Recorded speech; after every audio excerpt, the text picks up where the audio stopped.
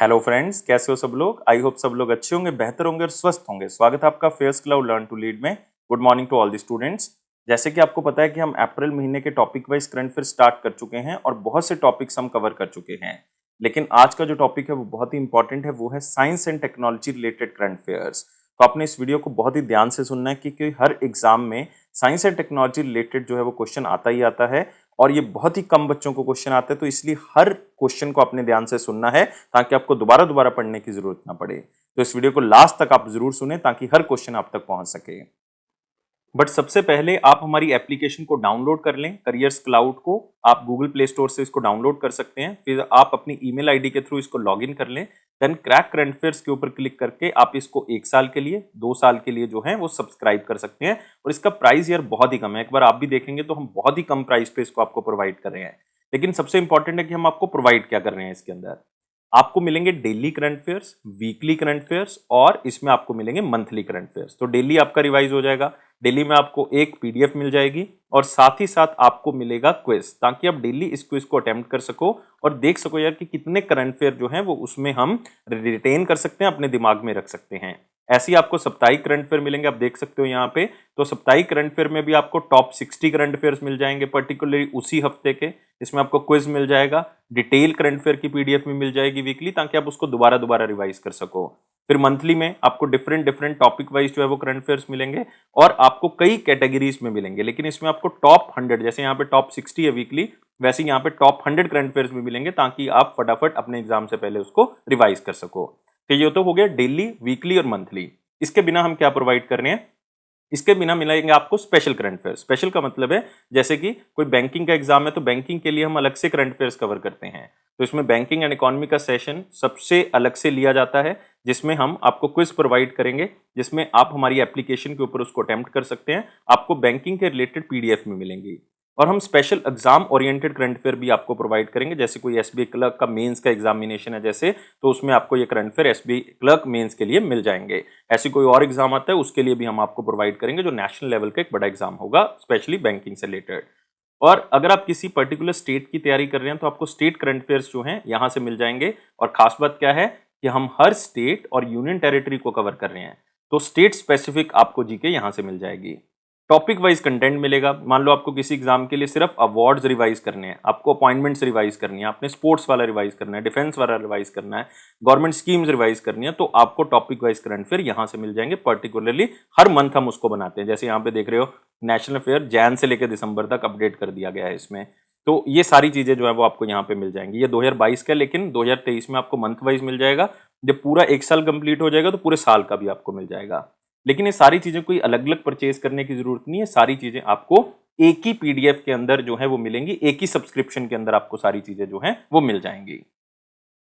तो फटाफट आप अपनी प्रेपरेशन के लिए अफेयर्स क्लाउड के साथ जुड़ें, उसकी एप्लीकेशन को डाउनलोड करें। डाउनलोड आपको पता है कि किस तरह से करना है। गूगल प्ले स्टोर पे जाएं, करियर्स क्लाउड एप्लीकेशन को डाउनलोड करें और क्रैक करंट अफेयर्स के ऊपर आप करंट अफेयर्स को 1 साल के लिए और 2 साल के लिए सब्सक्राइब कर सकते हैं।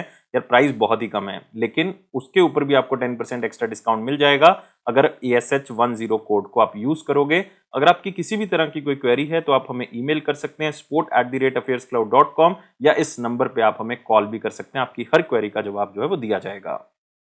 तो स्टार्ट करते हैं अप्रैल महीने की टॉपिक वाइज करंट अफेयर, जिसमें आज का टॉपिक है science and technology related current affair. और पहला क्वेश्चन है कि उस मोबाइल एप्लीकेशन का नाम बताना है। नेशनल लॉजिस्टिक पोर्टल की वो एप्लीकेशन है जिसको लॉन्च किया गया है union minister of ports, shipping and waterways, जो कि सर्बानंद सोनोवाल जी हैं।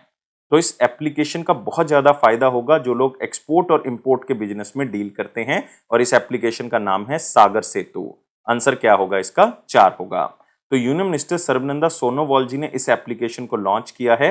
ये नेशनल लॉजिस्टिक पोर्टल की आप कह सकते हो कि एक एप्लीकेशन है, और एप्लीकेशन के अंदर कई तरह के फीचर्स दिए हुए हैं, जैसे लॉगिन मॉड्यूल है, इसमें सर्विस कैटलॉग है, एक कॉमन एप्लीकेशन फॉर्मेट है, कोई लेटर ऑफ क्रेडिट जारी करना है, कोई बैंक गारंटी सर्टिफिकेट चाहिए, कोई भी ट्रैक एंड ट्रेस करना है आपने कोई चीज, ये सारी चीजें इसमें सुविधाएं उपलब्ध हैं। और ये रियल टाइम बेस्ड हैं, मतलब आपको एट ए टाइम ये इंफॉर्मेशन मिल जाएगी कि हमारा प्रोडक्ट कहाँ पे है या कोई भी सर्विस आपको चाहिए। तो चाहे वो इंपोर्टर्स हैं, बाहर से सामान मंगवा रहे हैं, चाहे बेच रहे हैं बाहर, चाहे आप कोई ब्रोकर हो, कस्टम ब्रोकर हैं जो सामान को मिडिल मैन के तौर पे जो है वो इधर उधर लेके जाते हैं, तो उनको भी जो है वो इसमें आसानी होगी। तो इसमें आप कुछ भी चेक कर सकते हैं, इसमें आप अपना बाड़ा चेक कर सकते हैं कि कितना लगेगा, कितनी ट्रांजेक्शन्स आपने अभी तक की हैं, ये सारी चीजें इसके ऊपर चेक की जा सकती हैं। तो डिजिटल ट्रांजेक्शन्स भी जो है वो इसके ऊपर उपलब्ध करवाई जाएंगी ताकि कोई भी क्लियरेंस प्रॉब्लम जो है वो ना हो। अगले क्वेश्चन के ऊपर आते हैं। कौन सा डिफेंस सेक्टर और एजेंसी है रिसेंटली जिसने फील्ड फायरिंग टेस्ट किया है indigenous man portable anti tank guided missile का, जिसका नाम है अमोगा 3 या अमोग 3 भी इसको आप बोल सकते हैं, और इसको भारत डायनेमिक्स लिमिटेड की तरफ से जो है वो टेस्ट किया गया है। तो आंसर क्या होगा इसका? 3 होगा। तो अमोग 3 जो कि डेवलप की गई है under integrated guided missile development programme के तहत, और ये रिसर्च एंड डेवलपमेंट विंग ने इसको डेवलप किया है जो कि भारत डायनेमिक्स लिमिटेड का है। और ये third generation anti tank guided missile अमोग 3 जो है वो डिफेंस एक्सपो के दौरान सबसे पहली बार प्रदर्शित की गई थी 2020 में, जो कि कहां पे हुई थी? लखनऊ उत्तर प्रदेश में। और पूरा मिसाइल सिस्टम जो है वो एक लॉन्च यूनिट के तहत जो है वो आता है, जिसको रिमोटली आप ऑपरेशन में लेके आ सकते हैं, और एक ट्राइपोड के जरिए इसको लॉन्च किया जा सकता है। आप अपने इसको शोल्डर से भी जो है वो लॉन्च कर सकते हैं। जनरली ट्राइपोड से इसको जो है वो लॉन्च किया जाता है, तो इसके साथ एक ट्राइपोड भी दिया जाता है ताकि आप इसको आसानी से लॉन्च कर सकें। तो ये पोर्टेबल है। मैन पोर्टेबल का मतलब आप इसको साथ में उठा के जो है वो लेके जा सकते हैं, और कहीं पे भी ये ट्राइपोड लगा के इसको लॉन्च किया जा सकता है। एंटी टैंक गाइडेड मिसाइल है, मतलब किसी टैंक के ऊपर जो है वो इसको लगाया जा सकता है, किसी टैंक के ऊपर जो है वो इसको चलाया जा सकता है, ताकि एंटी टैंक गाइडेड मिसाइल के तौर पे इसको यूज किया जा सके, उससे टैंक से बचा जा सके। तो अपने याद रखना है, भारत डायनेमिक्स लिमिटेड की तरफ से इसका फील्ड फायरिंग टेस्ट जो है वो किया गया। थर्ड जनरेशन की man portable anti tank guided missile है, जिसका नाम है अमोग 3। अगले क्वेश्चन के ऊपर आते हैं।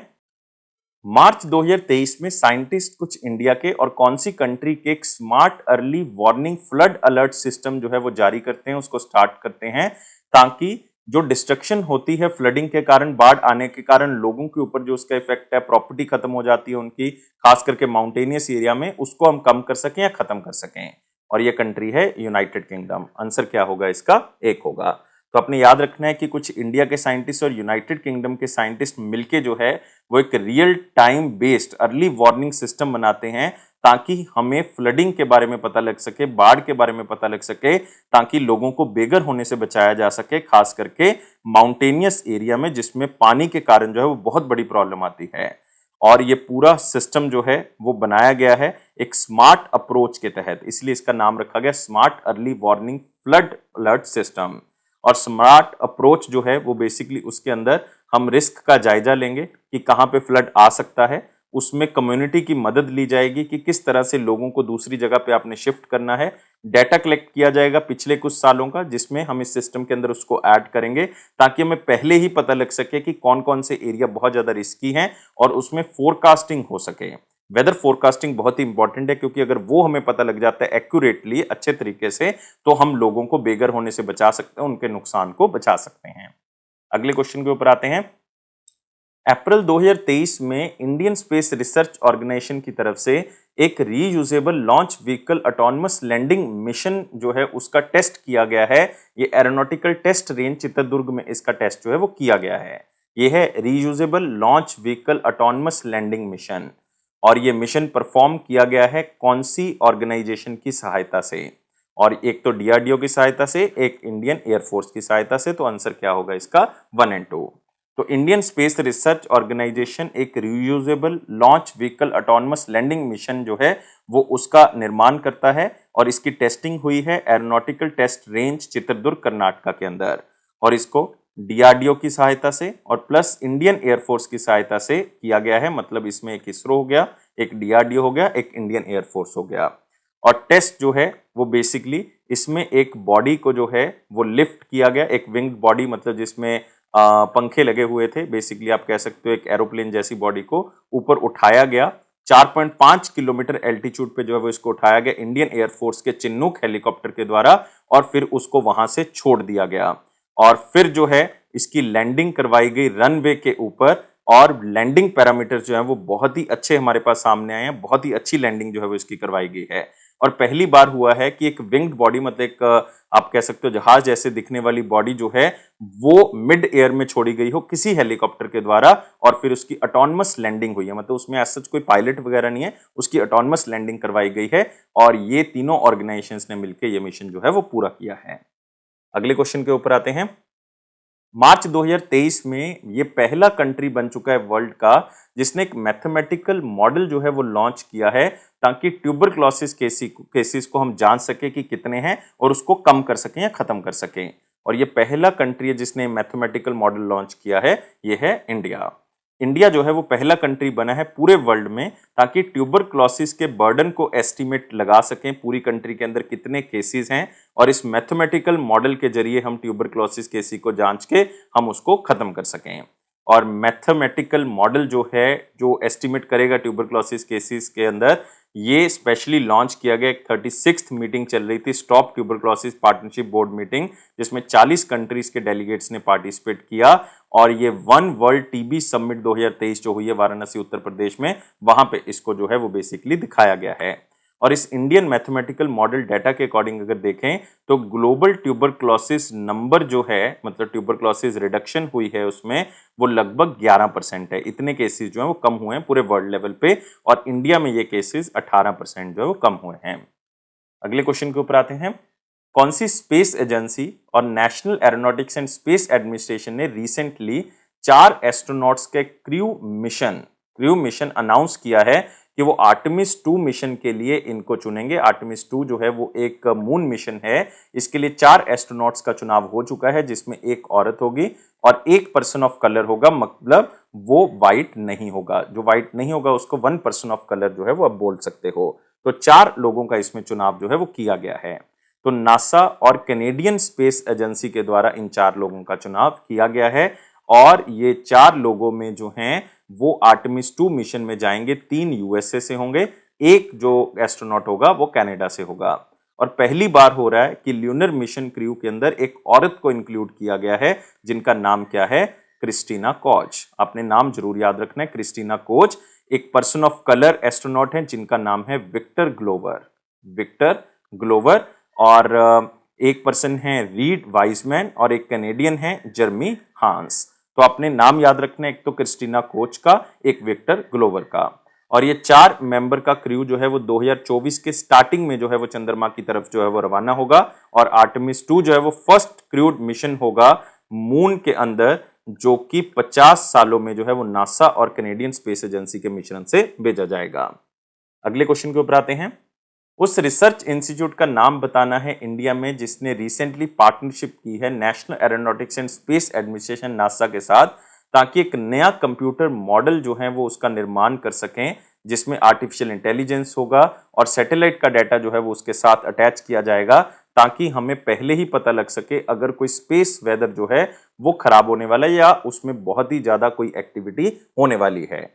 और ये टाई अप हुआ है इंडिया की inter university centre for astronomy and astrophysics के साथ, और ये एग्रीमेंट नासा के साथ हुआ है। बहुत ही बड़ी बात है, ताकि एक नए कंप्यूटर मॉडल का निर्माण हो सके, ताकि आर्टिफिशियल इंटेलिजेंस, मशीन लर्निंग और सैटेलाइट डाटा के जरिए हम ये जान सकें कि ऊपर का जो स्पेस वेदर है उसमें क्या चीजें जो हैं वो खतरनाक हो सकती हैं और किस तरह से वो हमें यहाँ पे नुकसान पहुंचा सकती हैं। और रिसर्चर्स ने इस पूरे आर्टिफिशियल इंटेलिजेंस को नाम दिया है डीप लर्निंग, और एक कंप्यूटर मॉडल को ये नाम देंगे डैगर। क्या नाम देंगे? डैगर का मतलब है डीप लर्निंग जियोमैग्नेटिक पर्टर्बेशन। अगले क्वेश्चन के ऊपर आते हैं। उस कंपनी का नाम बताना है रिसेंटली जिसने advance 3D printed Dhawan 2 cryogenic engine जो है उसकी टेस्टिंग की है, और ये विक्रम 2 रॉकेट में यूज होगा, और ये स्पेशली टेस्टिंग की है स्काईरूट एरोस्पेस की तरफ से। आंसर क्या होगा? 4 होगा। तो स्काईरूट एरोस्पेस जो कि एक प्राइवेट स्पेस टेक्नोलॉजी स्टार्टअप है, कहाँ का है? हैदराबाद तेलंगाना बेस्ड है, और इसने 3D printed Dhawan 2 cryogenic engine की टेस्टिंग की है 200 सेकेंड्स के लिए, और ये solar industry propulsion test facility जो कि नागपुर में, वहां पे इसकी टेस्टिंग हुई है। और इसमें स्काई रूट का indigenously develop mobile cryogenic engine test pad जो है वो यूज किया गया, जिसमें क्रायोजेनिक इंजन की टेस्टिंग होती है। और ये इंजन जो है वो विक्रम 2 रॉकेट में जो है वो यूज किया जाएगा, जो कि 2024 में लॉन्च होगा विक्रम 2। और दवन 2 इंजन जो है उसका फाउंडेशन जो है वो बेसिकली स्काई रूट की तरफ से पहले ही रख दिया गया था, और इसमें नवंबर 2021 में इन्होंने दवन 1 के साथ ही जो है वो इसकी शुरुआत कर दी थी, लेकिन उसका थ्रस्ट लेवल कम था, इसका थ्रस्ट लेवल जो है वो बेसिकली ज्यादा होगा। अगले क्वेश्चन के ऊपर आते हैं। कौन सी कंट्री की एरोस्पेस कंपनी है स्पेस पायनियर, जो कि रिसेंटली तियानलोंग TL2 याओई करियर रॉकेट जो है वो उसने स्टार्ट किया है, और एक लिक्विड फ्यूल्ड रॉकेट है जो कि ऑर्बिट में छोड़ा गया है। और स्पेस पायनियर आपको पता होना चाहिए कि चाइना की एक एरोस्पेस कंपनी है, जो कि एक आप कह सकते हो कि एक प्राइवेट कंपनी है, जिसके द्वारा इस तियानलोंग 2 याओई करियर रॉकेट की शुरुआत की गई है, जो कि एक लिक्विड फ्यूल्ड रॉकेट है, और इसको लॉन्च किया गया है नॉर्थ वेस्ट चाइना से। और इस लॉन्च के साथ ही ये पहली बार हुआ है कि चाइना के अंदर कोई प्राइवेट कंपनी ने जो है वो लिक्विड फील्ड रॉकेट को ऑर्बिट के अंदर भेजा है, और फर्स्ट टाइम ऐसा हुआ है कि कोई स्टार्टअप कंपनी जो है वो इसमें सक्सेसफुल हुई है अपने पहले ही अटेम्प्ट में। और रॉकेट जो है लॉन्च किया गया है स्मॉल सैटेलाइट के तौर पे, और साथ ही साथ आप कह सकते हो कि इसको लॉन्च करने का मकसद यही था कि हम लिक्विड प्रपल्शन या लिक्विड फ्यूल्ड रॉकेट को टेस्ट कर सकें। और तियानलोंग 2 जो है वो एक 3 स्टेज का एक रॉकेट है, जो कि 2000 किलो तक का वेट जो है वो उठा सकता है। लो अर्थ ऑर्बिट में उस 2000 किलो तक के वेट को जो है वो भेज सकता है, मतलब लगभग आप कह सकते हो कि ये ऑर्बिट तक पहुंचा सकता है, लो अर्थ ऑर्बिट तक। और अगर वेट जो है वो थोड़ा सा कम होगा, 1500 केजी तक होगा, तो ये 500 किलोमीटर एल्टीट्यूड तक भी जो है वो उसको पहुंचा सकता है। तो ये है तियानलोंग 2। अगले क्वेश्चन के ऊपर आते हैं। अप्रैल 2023 में इंजेन्युटी मार्स हेलीकॉप्टर जो है वो कौन सी एजेंसी का है, उसने 49th फ्लाइट जो है वो ली है, और 2 वर्ल्ड रिकॉर्ड बनाए हैं। एक तो हाईएस्ट एल्टीट्यूड तक वो पहुंचा है, और हाईएस्ट स्पीड अचीव की है किसी भी सेल्फ प्रोपेल्ड एयरक्राफ्ट ने धरती के बाहर। तो दोनों ही चीजें इंपॉर्टेंट है, और ये इंजेन्युटी मार्स हेलीकॉप्टर जो है वो किसका है, नासा का है। आंसर क्या होगा इसका, एक होगा। तो इंजेनिटी मार्स हेलीकॉप्टर जो कि national aeronautics and space administration का है, उसकी 49th फ्लाइट में 2 रिकॉर्ड जो है वो तोड़ चुके हैं। एक तो हाईएस्ट एल्टीट्यूड उसने अचीव किया है, और हाईएस्ट स्पीड अचीव की है उसने किसी भी सेल्फ प्रोपेल्ड एयरक्राफ्ट के द्वारा जो कि धरती के बाहर हो। और जो ये लिटिल रोटर क्राफ्ट है इंजेनिटी जिसको हम कह देते हैं, इसकी 49th फ्लाइट के दौरान ये 16 मीटर हाइट पे जो है वो गया है, और इसकी हाईएस्ट स्पीड जो है वो 23.4 किलोमीटर पर आवर के बेसिस पे मापी गई है। और इंजेनिटी ने टोटल 282 मीटर का डिस्टेंस जो है वो कवर किया है अपनी 49th फ्लाइट में, और ये 142.7 सेकंड्स में इसने कवर किया है। अगले क्वेश्चन के ऊपर आते हैं। कौन सी कंपनी या गवर्नमेंट ऑफ इंडिया की एजेंसी है जो कि फर्स्ट लाइट कॉम्बैट एयरक्राफ्ट तेजस ट्रेनर एयरक्राफ्ट को रिसेंटली उसके टेस्ट को कंप्लीट करती है? तो तेजस ट्रेनर एयरक्राफ्ट आपको पता है कि कौन सी कंपनी बना रही है, ये बना रही है हिंदुस्तान एरोनॉटिक्स लिमिटेड। तो आंसर क्या होगा इसका, 4 होगा। तो फर्स्ट सीरीज प्रोडक्शन जो लाइट कॉम्बैट एयरक्राफ्ट तेजस ट्रेनर एयरक्राफ्ट जिसको LT 5201 कहा जाएगा, तो उसको हिंदुस्तान एरोनॉटिक्स लिमिटेड ने बनाया है, और उसका पहला फ्लाइट टेस्ट जो है वो उन्होंने किया है, जो कि सक्सेसफुल रहा। और ये first ever light combat aircraft जो है वो लाइक प्रोडक्शन के लिए जो है वो बेच दिया गया है, और उसका सक्सेसफुली 35 मिनट का एक फ्लाइट टेस्ट जो है वो किया गया है लैंडिंग के बिना। और इसको ग्रुप कैप्टन वेनु और विंग कमांडर अवस्थी ने जो है वो इस ट्रेनर पायलट एयरक्राफ्ट को चलाया है। अगले क्वेश्चन के ऊपर आते हैं।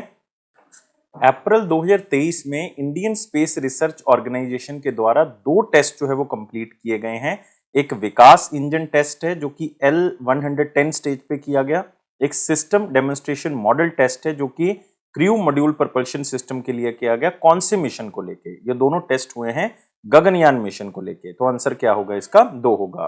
तो याद रखना है ये टेस्ट जो है वो स्पेशली इसरो ने कंडक्ट किए हैं गगनयान मिशन को लेके। गगनयान मिशन जो कि एक ह्यूमन स्पेस फ्लाइट प्रोग्राम है, इसरो प्रपल्शन कॉम्प्लेक्स पे इन दोनों टेस्ट को किया गया है महेंद्रगिरी तमिलनाडु के अंदर।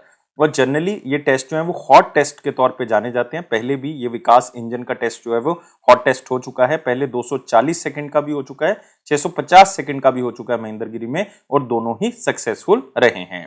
और आपने याद रखना है इस पूरे सिस्टम को डिजाइन किया है, डेवलप किया है लिक्विड प्रपल्शन सिस्टम सेंटर के द्वारा, जो कि कहां पे स्थित है, केरला में।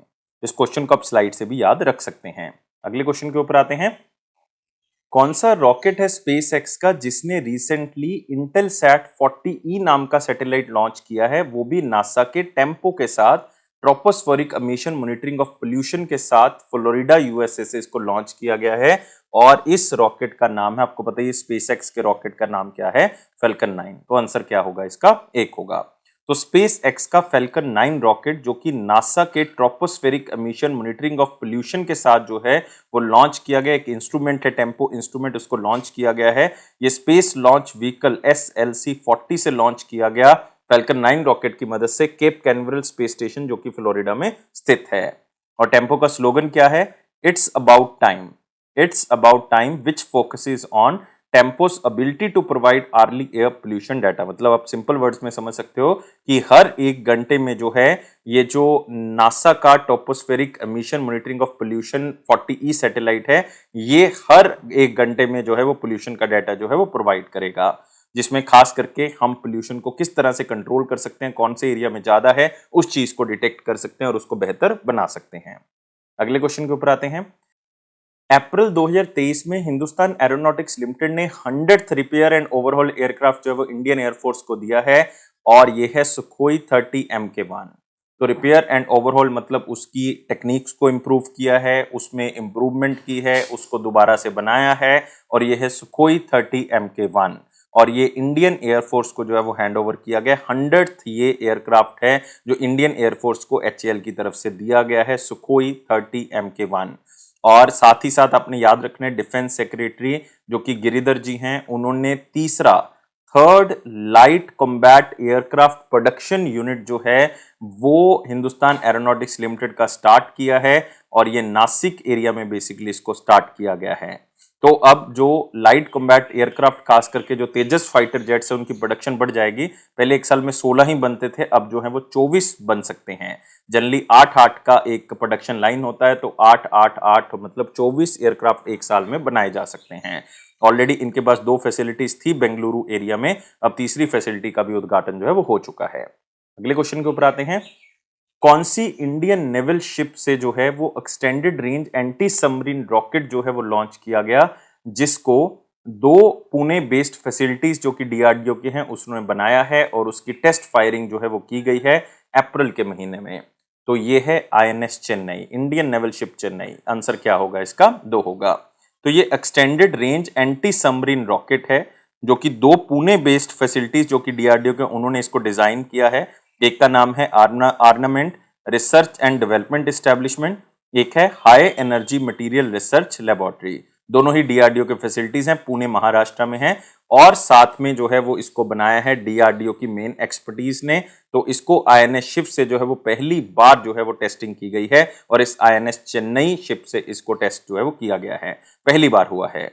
और इसमें जो है आप कह सकते हो कि पहले हम यूज करते थे Russian origin rocket guided bombs का यूज किया जाता था जो कि शिप्स के ऊपर ही लगे होते थे और इवन इसको सबमरीन्स के ऊपर अटैक करने के लिए भी यूज जो है वो किया जाता था, जो कि सबमरीन्स नीचे होती थी तो ऊपर से इनको फेंक दिया जाता था।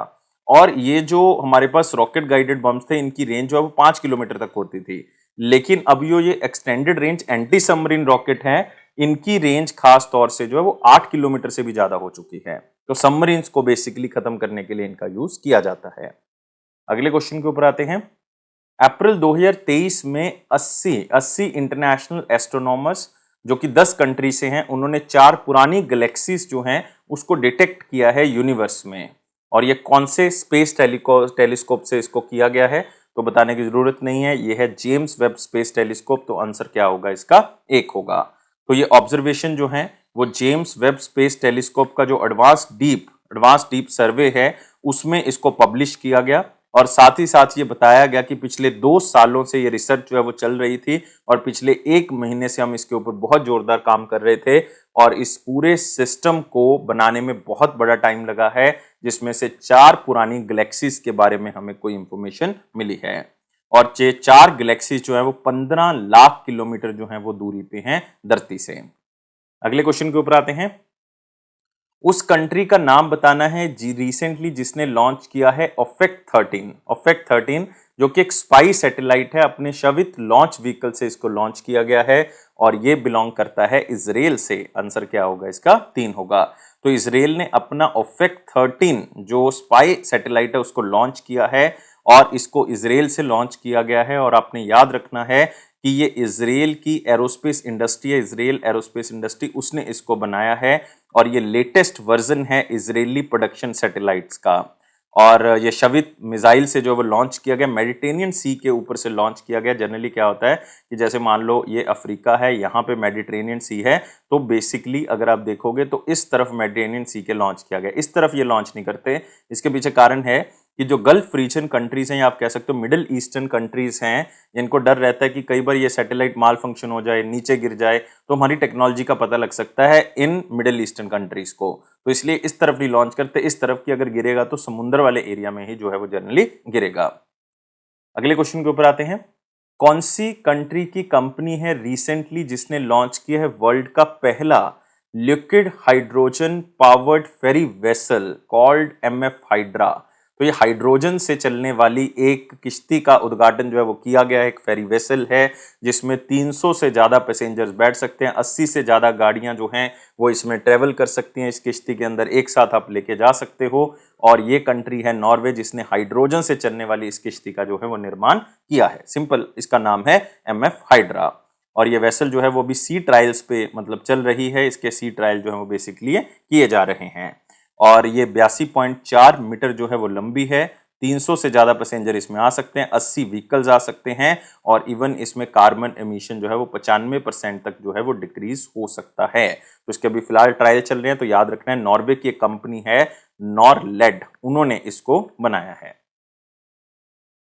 कौन सी कंट्री है रिसेंटली जिसने एक कामिकाजे ड्रोन जिसका नाम है मिराज या मेरस 532 जिसमें 50 किलो वॉरहेड जो है वो कैरी किया जा सकता है, उसको टेस्ट किया है, उसको लॉन्च करके उसका उद्घाटन जो है वो किया है। और ये कंट्री है हमारे पास ईरान। आंसर क्या होगा? 4 होगा। वेरी इंपॉर्टेंट क्वेश्चन में ये शामिल कर लें। और आपने याद रखना है इस्लामिक रेवोल्यूशन गार्ड कॉर्प्स जो हैं ईरान के, उन्होंने अपनी homemade long range high precision kamikaze drone जो है वो उसका उद्घाटन किया है। 50 किलो वॉरहेड कैरी कर सकती है ये ड्रोन। ये अनमैन्ड एरियल व्हीकल जो है वो बेसिकली इसका नाम रखा गया मिराज 532। इसकी रेंज कितनी है? 450 किलोमीटर तक जो है वो ये ड्रोन जा सकता है। और इसका मैक्सिमम एल्टीट्यूड कितना हो सकता है? 12,000 फीट। 12,000 फीट जो है वो इसकी इतनी हाइट पे जो है वो जा सकता है। 450 किलोमीटर ये अनमैन्ड एरियल व्हीकल जो ट्रेवल कर सकता है और लगातार 3 घंटे जो है वो चल सकता है और लगभग 50 किलो का वॉरहेड जो है वो ये कैरी कर सकता है। तो याद रखना है, इंपॉर्टेंट है। अगले क्वेश्चन के ऊपर आते हैं। कौन सा इंडियन इंस्टीट्यूट ऑफ टेक्नोलॉजी है रिसेंटली जो एक मेमोरेंडम ऑफ अंडरस्टैंडिंग साइन करता है unique identification authority of India के साथ, ताकि एक टचलेस बायोमेट्रिक कैप्चर सिस्टम बना सकें? आपने देखा होगा कि कई कंपनीज में, कई इंडस्ट्रीज में एक बायोमेट्रिक सिस्टम लगा होता है जिसमें आप अंगूठा लगाते हैं अपना या कोई भी फिंगरप्रिंट लगाते हैं, तब आपकी अटेंडेंस लगती है या पता लगता है कि ये बंदा आया है, ये गया है। तो अब एक आईआईटी ने टाई अप किया है unique identification authority of India के साथ और ये है हमारे पास आईआईटी बॉम्बे। आंसर क्या होगा इसका? 4 होगा। तो आईआईटी बॉम्बे और यूआईडीआई के बीच में साइन हुआ है कि हम एक टचलेस बायो सिस्टम बनाएंगे। जो टचलेस बायोमेट्रिक कैप्चर सिस्टम होगा वो बेसिकली आपके मोबाइल बेस्ड होगा कि मोबाइल पे ही आप फिंगरप्रिंट कैप्चर सिस्टम जो है वो एप्लीकेशन डाउनलोड कर लेंगे और वहीं से आप अपना जो है वो परिचय दे सकते हैं, अपनी अटेंडेंस लगा सकते हैं, कुछ भी कर सकते हैं, चाहे वो घर से हो चाहे कहीं पे भी हो। और उसमें अभी फेस ऑथेंटिफिकेशन वाला भी जोड़ेंगे कि उससे भी जो है वो आपका बायोमेट्रिक किया जा सकता है। तो टचलेस हो जाएगा। ऐसे जरूरी नहीं कि आपका वहीं पे होना जरूरी है, कई बंदे फील्ड में काम करते हैं तो वहीं से भी आप अपनी अटेंडेंस जो है वो कर सकते हैं। अगले क्वेश्चन के ऊपर आते हैं। कौन सा इंस्टीट्यूट है रिसेंटली जिसने एक एमओयू साइन किया है weapons and electronic system engineering establishment के साथ, जो कि एक रिसर्च एंड डेवलपमेंट विंग है इंडियन नेवी का, कि हम मैरीटाइम कम्युनिकेशन जो है वो बहुत ही अच्छी कर सकते हैं क्वांटम टेक्नोलॉजीज के जरिए।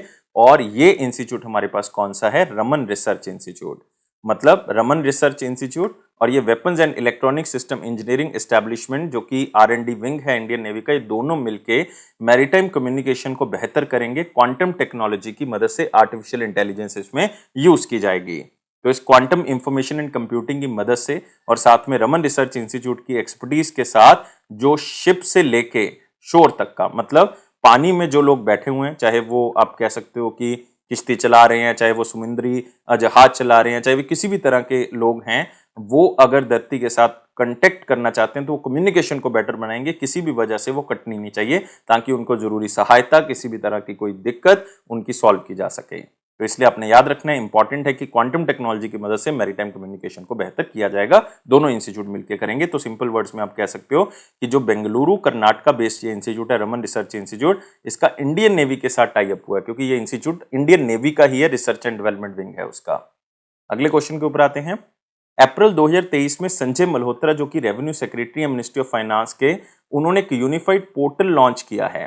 कौन सी गवर्नमेंट एजेंसी का या ऑर्गेनाइजेशन का, ताकि हम ट्रांसपेरेंसी बढ़ा सके, एफिशिएंसी बढ़ा सकें, और फार्मास्यूटिकल इंडस्ट्रीज को जो ट्रेड लाइसेंस चाहिए होता है वो हम इसी पोर्टल के जरिए जो है वो उनको प्रदान कर सकें।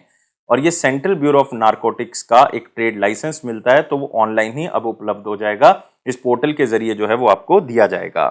तो इस यूनिफाइड पोर्टल को लॉन्च कर दिया है सेंट्रल ब्यूरो ऑफ नारकोटिक्स के, तो ईज ऑफ डूइंग बिजनेस को बढ़ाने की कोशिश है, ताकि ज्यादा से ज्यादा आसानी जो है वो बिजनेस में रहे, और साथ ही साथ जो नार्कोटिक ड्रग्स हैं या साइकोट्रोपिक सब्सटेंसेस हैं जिसके ऊपर बैन लगाया गया है, उसको भी रोका जा सके। तो वो पहले ही बता दिया जाएगा कि ये इस एक्ट के अंदर जो है वो आप नहीं यूज कर सकते, तो वो इसके अंदर बैन है। एक एक्ट बनाया गया था, narcotic drugs and psychotropic substances 1985, जिसमें बताया गया कि कौन कौन सी ड्रग्स के ऊपर जो है वो बैन है। अगले क्वेश्चन के ऊपर आते हैं। रेसेप तय्यिप एर्दोगन, जो कि प्रेसिडेंट हैं रिपब्लिक ऑफ तुर्की के, उन्होंने जो है वो उद्घाटन किया है वर्ल्ड का पहला unmanned combat aerial vehicle carrier. जैसे हमारे पास कई ऐसे करियर शिप्स होते हैं जिसमें आप जो है वो किसी रॉकेट को लॉन्च कर सकते हो, वहां पे प्लेन जो है वो लैंड कर सकते हैं, वहां से प्लेन जो है वो टेक ऑफ कर सकते हैं, हेलीकॉप्टर्स लैंड कर सकते हैं। तो इस वॉरशिप का आपने नाम बताना है, जो कि first unmanned combat aerial vehicle के तौर पे इसको जाना जाएगा। और ये है हमारे पास टीसीजी अनादोलू। आंसर क्या होगा इसका? एक होगा। तो रिसेप तय्यिप ने जो है वो प्रेसिडेंट रिपब्लिक ऑफ तुर्की के, उन्होंने इसका उद्घाटन किया है, टीसीजी अनादोलू, जो कि फर्स्ट कंट्री का लार्जेस्ट वॉरशिप भी है, और साथ में वर्ल्ड का पहला unmanned combat aerial vehicle carrier है। और इसमें आप कह सकते हो कई हेलीकॉप्टर्स को जो है वो यहाँ पे लैंड करवाया जा सकता है, कई हेलीकॉप्टर जो है वो यहाँ से टेक ऑफ कर सकते हैं, और इवन कई एयरक्राफ्ट के ऊपर यहाँ पे अटैक भी किया जा सकता है, क्योंकि इस शिप के ऊपर जो है वो कई रॉकेट्स को जो है वो यहाँ पे अटैच किया गया है। तो इंपॉर्टेंट क्वेश्चन है, वेरी इंपॉर्टेंट, में इसको शामिल कर लें। कौन सी कंट्री है रिसेंटली जिसने टेस्ट लॉन्च किया है एक advanced inter continental ballistic missile का, और ये mobile grounded based missile system है? तो इसका उद्घाटन जो है वो किया है रशिया ने। आंसर क्या होगा इसका? एक होगा। तो रशिया की डिफेंस मिनिस्ट्री ने सक्सेसफुली लॉन्च किया, टेस्टिंग की है advanced inter continental ballistic missile का, और ये mobile ground based missile system है जिसको कि सदर्न रीजन से लॉन्च किया गया रशिया के। तो इसमें कई मिसाइल फोर्सेस ने पार्टिसिपेट किया, कई क्रू मेंबर्स ने इसमें पार्टिसिपेट किया इस टेस्ट के अंदर, और ये इंटर कॉन्टिनेंटल बैलिस्टिक मिसाइल है। और इसकी टेस्टिंग इतनी सक्सेसफुल रही है कि इसको कजाकिस्तान तक जो है वो फायर करके देखा गया, और टारगेट को इसने ध्वस्त कर दिया जो कजाकिस्तान में बनाया गया था। अगले क्वेश्चन के ऊपर आते हैं। अप्रैल 2023 में चाइना लॉन्च करता है अपना सैटेलाइट, जो कि एक फर्स्ट सैटेलाइट है जो कि अगर हैवी रेनफॉल होगी तो उसको डिटेक्ट कर लेगा, क्योंकि बहुत ज्यादा वेदर जो है वो खराब रहता है कई माउंटेनियस एरिया में, लो और मिड एल्टीट्यूड एरिया में, तो उसको किस तरह से रोक सके उसको पहले ही डिटेक्ट करने के लिए उन्होंने सैटेलाइट को लॉन्च किया है, और इसका नाम है फेंगुइन 3G। आंसर क्या होगा इसका? 4 होगा। तो फेंगुइन 3G एक फर्स्ट सैटेलाइट है जो साइंटिस्ट के द्वारा बनाया गया है, जिसमें स्पेस से प्रेसिपिटेशन जो हो रही है, जो वहां से बारिश हो रही है, तो उसको अर्थ के ऊपर पहुंचने से पहले जो है वो हम डिटेक्ट कर सकें, ताकि हम किसी भी बड़े वेदर कंडीशन से जो है वो जूझ सकें, कोई कल को नुकसान होने वाला है उससे हम जो है वो जूझ सकें, और किसी भी बड़े डिजास्टर को जो है वो रोका जा सकता है, उससे होने वाले नुकसान से बचा जा सकता है। ऐसी पूरे वर्ल्ड में 3 सैटेलाइट्स हैं जो स्पेशली इसी काम के लिए जो है वो काम कर रही हैं। तो आपने याद रखना है, इंपॉर्टेंट क्वेश्चन है।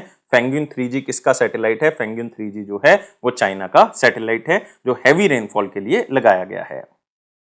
उस कंट्री का नाम बताना है रिसेंटली जिसने अपना पहला operational 3U earth observation satellite, जिसका नाम है ताइफा 1, उसको लॉन्च किया है स्पेसएक्स के फैल्कन 9 रॉकेट से, कैलिफोर्निया यूएसए से। और आपने याद रखना है इसमें कीवर्ड क्या है? ताइफा 1। ताइफा 1 जो सैटेलाइट है उसको बनाने में 2 साल लगे हैं। और लगभग इसके ऊपर 50 मिलियन कीनियन शिलिंग्स लगे हैं, मतलब लगभग $3,72,000 जो हैं वो लगे हैं। और इसमें बुल्गारिया की एक एरोस्पेस कंपनी थी एंड्यूरोसैट, उसने हेल्प की है। और इसकी जो ऑपरेशनल लाइफ है वो 5 साल की है और फिर इसको डिसइंटीग्रेट किया जाएगा और बाद में इसको जो है वो बर्न अप कर दिया जाएगा ताकि कोई भी मटेरियल जो है वो ना बचे। लेकिन ताइफा 1 की खासियत क्या है? ताइफा 1 को डिजाइन स्पेशली किया गया है 9 कीनियन इंजीनियर्स के द्वारा, और ताकि इन्वायरमेंट के बारे में इंफॉर्मेशन मिल सके, एग्रीकल्चर डाटा जो है वो इकट्ठा कर सकें ताकि कोई भी बाढ़ से बचा जा सके, कोई आप कह सकते हो कोई सोका पड़ रहा है उससे बचा जा सके, कोई फॉरेस्ट फायर हो रहा है उसको हम रोक सकें, अर्बनाइजेशन में कोई चेंजेस आ रहे हैं तो उसके हम देख सकें, और हम मैक्सिमम टू मैक्सिमम अथॉरिटीज को यूज कर सकें ताकि कल को फूड इनसिक्योरिटी हो सके, डिजास्टर को मैनेज करना है तो उस चीज को हम किसी तरह से कंट्रोल कर सकें। और ताइफा 1 अब बहुत सी चीजें हो चुकी हैं, तो ये कीनिया से बिलोंग करता है, आपको पता लग चुका होगा क्योंकि 9 कीनियन इंजीनियर्स ने इसको बनाया, तो इसकी जो कॉस्ट है वो 50 मिलियन कीनियन शिलिंग्स हैं। तो याद रखना है, इंपॉर्टेंट क्वेश्चन है। कौन सी स्पेस एजेंसी है रिसेंटली जिसने जूस मिशन को लॉन्च कर दिया है, जुपिटर आईसी मून एक्सप्लोरर को, और ये एरियन 5 रॉकेट से लॉन्च किया गया, कहां पे? कोरो फ्रेंच ग्यूनिया में, और इसको स्पेशली लॉन्च किया है यूरोपियन स्पेस एजेंसी के द्वारा। Very very important question, answer क्या होगा इसका? 3 होगा। तो जूस जो है वो एक रोबोटिक एक्सप्लोरर मिशन है ताकि डिटेल ऑब्जर्वेशन मिल सके सोलर सिस्टम के बिगेस्ट बिगेस्ट प्लैनेट की, जुपिटर की, और युपिटर के 3 मून्स की, जो कि आईसी मून्स माने जाते हैं, इसलिए इसका नाम था युपिटर आईसी मून एक्सप्लोरर। और ये 3 मून कौन से हैं? गैनीमेड हैं, कैलिस्टो हैं, और एक कौन सा है? यूरोपा। आपको पूछा जा सकता है कि कौन से मून को एक्सप्लोर करने के लिए जूस मिशन को जो है वो किया गया है, जाकि भी कौन से ये जो प्लैनेट है उसको एक्सप्लोर करने के लिए इस मिशन की शुरुआत की गई। क्या आपको पता है कि ये जूस जो है, जो कि एक रोबोटिक एक्सप्लोरर है, ये 2031 में पहुंचेगा, कहां पे? यूपिटर पे 2031 में जाके पहुंचेगा, और इसका लाइफ टाइम जो है वो वहां पे 3 साल का रहेगा। इसको 200 दिन या उससे ज्यादा जो है वो बढ़ाया भी जा सकता है टाइम पीरियड, लेकिन अदरवाइज इसका जो लाइफ स्पैन है वो 3 साल का है। अगले क्वेश्चन के ऊपर आते हैं। कौन सी कंट्री है रिसेंटली जिसने टेस्ट किया है second under water nuclear attack? और ये under water nuclear attack drone का नाम है हेल 2। रिसेंटली हेल 1 का टेस्ट जो है वो किया गया था, ये है हेल 2। और ये कंट्री है नॉर्थ कोरिया, क्योंकि वहां से एज सच कोई न्यूज नहीं आती, तो नॉर्थ कोरिया ने ये क्लेम किया है कि हमने टेस्ट किया है under water nuclear attack drone का, जिसका नाम होगा क्या? हेल 2। क्योंकि हेल का मतलब बेसिकली कोरियन लैंग्वेज में होता है सुनामी, तो ये अंडर वाटर सुनामी पैदा कर देता है जिसमें रेडियो एक्टिव वेव्स होंगी। तो रेडियो एक्टिव सुनामी जो है वो पैदा होगी। Unmanned under water nuclear attack craft के इसको नाम से जाना जाएगा, और अंडर वाटर न्यूक्लियर अटैक जो है वो किया जा सकता है। 2012 से इसके ऊपर काम चल रहा है, और इसका मेन मकसद है कि किसी भी एनिमी से अगर लड़ना है तो इस तरह के अटैक को जो है वो चलाना होगा, और इस तरह के जो न्यूक्लियर अटैक से बचना भी जो है वो दूसरे के लिए क्या होगा? मुश्किल होगा। 4.6 नॉट्स जो है वो इसकी स्पीड होगी, और 80 से 100 मीटर की डेप्थ में ये न्यूक्लियर रेडियो एक्टिव वेव्स जो है वो पैदा होंगी, जो कि सुनामी का जो सहारा लेके किसी और कंट्री के ऊपर एक्टिव हो सकती हैं, किसी और कंट्री के ऊपर अटैक कर सकती हैं। उस यूनियन मिनिस्टर का नाम बताना है रिसेंटली जिसने युवा पोर्टल को लॉन्च किया है और 1 हफ्ता का प्रोग्राम लॉन्च किया जिसका नाम है 1 वीक 1 प्रोग्राम, ताकि हम लोगों के साथ कनेक्ट कर सके और जो यंग स्टार्टअप्स हैं उनके पोटेंशियल को पहचान सके, उनकी सहायता कर सकें कि वो आगे बढ़ सकें। और ये यूनियन मिनिस्टर हमारे पास हैं डॉक्टर जितेंद्र सिंह, जो कि union minister of state of science and technology हैं। आंसर क्या होगा? 4 होगा। तो युवा पोर्टल की शुरुआत की गई है और 1 वीक 1 प्रोग्राम की शुरुआत की गई है ताकि जो यंग स्टार्टअप्स हैं उनको आगे बढ़ाया जा सके, उनको आगे लेके जा सकें। तो इसमें जो युवा है उसका मतलब क्या है? वाई का मतलब हो गया यहाँ पे यंग, यू का मतलब हो गया अपकमिंग, वी का मतलब वर्सटाइल, ए का मतलब हो गया ऑथर्स। तो किसी भी तरह से उनको आगे हमने बढ़ाना है। और इसी बीच में 37 काउंसिल ऑफ इंडस्ट्रियल रिसर्च की जो लैब्स हैं वो इंडिया में फैली हुई हैं, और वो एक एग्जांपल्स हैं टेक्नोलॉजी की, इनोवेशन की और स्टार्टअप्स की। तो हर हफ्ते जो है वो एक लैब प्रोग्राम को जो है वो प्रदर्शित किया जाएगा CSIR लैब की तरफ से, ताकि वो बता सकें कि किस तरह से हमने इनोवेशन को बढ़ावा दिया है, किस तरह से हम आगे बढ़े हैं। और ये 17 से लेकर 21 अप्रैल के बीच में जनरली किया गया। अगले क्वेश्चन के ऊपर आते हैं। कौन से स्टेट के चीफ मिनिस्टर ने 3 ऑनलाइन सर्विसेज स्टार्ट की हैं डिजिटली एम्पावर करने के लिए, ताकि बेनिफिशियरीज को डिजिटली लाभ मिल सके? और ये 3 स्कीम्स का नाम क्या है सबसे पहले देखते हैं। सबसे पहली है प्रोएक्टिव दिव्यांग पेंशन स्कीम, दिव्यांग पेंशन सर्विस या स्कीम भी कह सकते हैं। तो इसके तहत क्या होगा कि जो भी पेंशन बेनिफिट्स हैं वो लोगों को ऑनलाइन ही मिल जाएंगे और ये उनको मिलेंगे जो डिसेबल्स हैं, मतलब पर्सन विद डिसेबिलिटी, जो दिव्यांग हैं। तो जिनकी डिसेबिलिटी 60% से ज्यादा है तो उनको ऑनलाइन ही सारे बेनिफिट्स जो हैं वो प्रदान किए जाएंगे इस सर्विस के दौरान। दूसरा स्टार्ट किया इन्होंने ताऊ से पूछो। ताऊ से पूछो, ताऊ से पूछो का मतलब है कि आप कोई भी इंफॉर्मेशन जानना चाहते हैं तो एक ऑनलाइन चैट बोर्ड जो है वो बनाया गया है, उसके जरिए आप कुछ भी पूछ सकते हैं और आपको आंसर जो है वो मिलेगा। तीसरा क्या है, बुक योर रूम सर्विस, मतलब ऑनलाइन रूम बुकिंग जो है वो की जा सकती है पीडब्ल्यूडी गेस्ट हाउस में, जो कि पब्लिक वर्क डिपार्टमेंट के रेस्ट हाउस हैं, उनको ऑनलाइन बुक किया जा सकता है। तो ये 3 फैसिलिटीज मनोहर लाल खट्टर जी ने, जो कि चीफ मिनिस्टर हरियाणा के, उन्होंने स्टार्ट की हैं। अगले क्वेश्चन के ऊपर आते हैं। अप्रैल 2023 में इसरो ने रिसेंटली पीएसएलवी 6C55 लॉन्च किया है, जिसके साथ 2 सैटेलाइट्स को लॉन्च किया है और ये सैटेलाइट्स का नाम है टेलोस 2, जो कि एक प्राइमरी सैटेलाइट है, और एक ल्यूमेलाइट 4 है जो कि को पैसेंजर सैटेलाइट है, और इसको पीएसएलवी C55 टेलोस 2 मिशन के तहत लॉन्च किया श्रीहरिकोटा आंध्र प्रदेश से। तो ये दोनों सैटेलाइट आपने याद रखने हैं, टेलोस 2 एंड ल्यूमलाइट 4, और ये दोनों बिलोंग करते हैं सिंगापुर से। आंसर क्या होगा इसका, 2 होगा। तो आपने याद रखना है, इंपॉर्टेंट है कि दोनों सैटेलाइट पीएसएलवी C55 से लॉन्च किए गए हैं, पोलर सैटेलाइट लॉन्च व्हीकल से, और ये 57th फ्लाइट है इस पोलर सैटेलाइट लॉन्च व्हीकल की, और 16th मिशन है पीएसएलवी कोर अलोन कॉन्फ़िगरेशन का। और ये सैटेलाइट जो है वो लॉन्च किए गए हैं न्यू स्पेस इंडिया लिमिटेड का जो टाई अप है, और ये कमर्शियल आर्म है इसरो की, जिसके तहत इन्होंने ये एग्रीमेंट किया था कि हम 2 सैटेलाइट सिंगापुर के लॉन्च करेंगे। अगले क्वेश्चन के ऊपर आते हैं। अप्रैल 2023 में सोलर इंडस्ट्रीज इंडिया लिमिटेड की तरफ से एक ऑर्डर दिया गया है कि वो 400 अनमैन्ड एरियल व्हीकल सप्लाई करेंगे, जिसका नाम होगा नाग अस्त्र 1, और ये इंडियन आर्मी को सप्लाई करेंगे। कौन सी कंपनी इसको डिजाइन करेगी और डेवलप करेगी ये indigenously man portable loitering munition Nagastra 1 को। मतलब लॉइटरिंग म्यूनिशन का मतलब होता है कि आप इसको कहीं भी लेके जो है वो इधर उधर जा सकते हो। मैन पोर्टेबल मतलब इसको कोई भी बंदा कैरी करके कहीं भी लेके जा सकता है। इसको इंडिजीनियसली इंडिया के अंदर बनाया जाएगा, और ये कंपनी है इकोनॉमिक एक्सप्लोसिव लिमिटेड, जो कि सोलर इंडस्ट्रीज इंडिया लिमिटेड की ही एक कंपनी है। तो वो ये 400 अनमैन्ड एरियल व्हीकल बनाएगी और इंडियन आर्मी को हैंड ओवर करेगी। तो ये बहुत ही इंपॉर्टेंट है क्योंकि इसमें कई कंपनीज ने हिस्सा लिया था, इजराइल ने, पोलैंड ने, लेकिन इसमें जो टेंडर मिला है वो बेसिकली कॉन्ट्रैक्ट मिला है इकोनॉमिक एक्सप्लोसिव लिमिटेड को, या आप कह सकते हो सोलर इंडस्ट्रीज को। अगले क्वेश्चन के ऊपर आते हैं।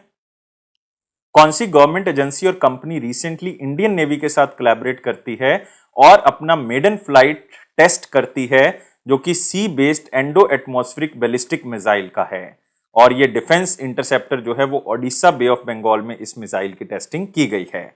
ये है एंडो एटमॉस्फेरिक बैलिस्टिक मिसाइल, और ये सी बेस्ड है, मतलब इसको समुद्र में लॉन्च किया जा सकता है किसी भी अटैक से बचने के लिए, और ये डीआरडीओ की तरफ से इसकी टेस्टिंग की गई है। आंसर क्या होगा इसका, 2 होगा। तो डीआरडीओ और इंडियन नेवी दोनों ऑर्गेनाइजेशंस ने मिलके एक सक्सेसफुली फ्लाइट ट्रायल टेस्ट किया है sea based endo atmospheric ballistic defence missile का, जो कि ओडिशा के पास इसको टेस्ट किया गया है बे ऑफ बंगाल में। इससे क्या होगा कि जो भी एरियल इंट्रूजन होगी, लाइक कोई हवा में अटैक आ रहा है, कोई मिसाइल आ रही है, तो उसको रोकने में हम सक्षम हो जाएंगे। और इसका मेन मकसद ये भी साथ में रहेगा कि हम किसी भी बैलिस्टिक मिसाइल के थ्रेट से जो है वो बच सकते हैं। अगले क्वेश्चन के ऊपर आते हैं। कौन सा स्पेस एक्स का स्पेसक्राफ्ट है जो कि रिसेंटली एक्सप्लोड कर जाता है अपने फ्लाइट टेस्ट के दौरान, और ये कहां पे एक्सप्लोड हुआ, बोका चिका टेक्सास के अंदर। और ये स्पेसक्राफ्ट किसका था, स्टारशिप स्पेसक्राफ्ट था, स्पेस एक्स का स्टारशिप स्पेसक्राफ्ट। आंसर क्या होगा, 4 होगा। मोस्ट पावरफुल और बिगेस्ट रॉकेट एवर जो बनाया गया था, और इसकी फर्स्ट फ्लाइट टेस्टिंग हो रही थी, लेकिन इसको लॉन्च किया गया और ये फट गया बोका चिका टेक्सास के अंदर। और जब सेपरेशन हो रही थी फर्स्ट स्टेज रॉकेट बूस्टर की, तो ये फेल हो गई और पूरा का पूरा जो है इसको एक्सप्लोड करना पड़ा, अदरवाइज ये किसी को नुकसान भी पहुंचा सकता था, किसी प्रॉपर्टी को नुकसान पहुंचा सकता था, तो इसको उसी टाइम पीरियड पर डिस्ट्रॉय किया जाता है। अगले क्वेश्चन के ऊपर आते हैं। अप्रैल 2023 में इसरो ने कौन से कम्युनिकेशन सैटेलाइट का पोस्ट मिशन डिस्पोजल ऑपरेशन जो है वो कंप्लीट किया है। कहने का मतलब है कि ये पहले जो है वो किसी और लॉन्गिट्यूड लैटिट्यूड पे स्थित था, लेकिन अब इसका लॉन्गिट्यूड लैटिट्यूड बदल दिया गया है। पहले 2020-21 में भी ऐसे हुआ था कि पहले ये 83 डिग्री ईस्ट में लोकेटेड था, इसको 47.96 डिग्री ईस्ट में जो है वो बेसिकली इसको चेंज किया गया।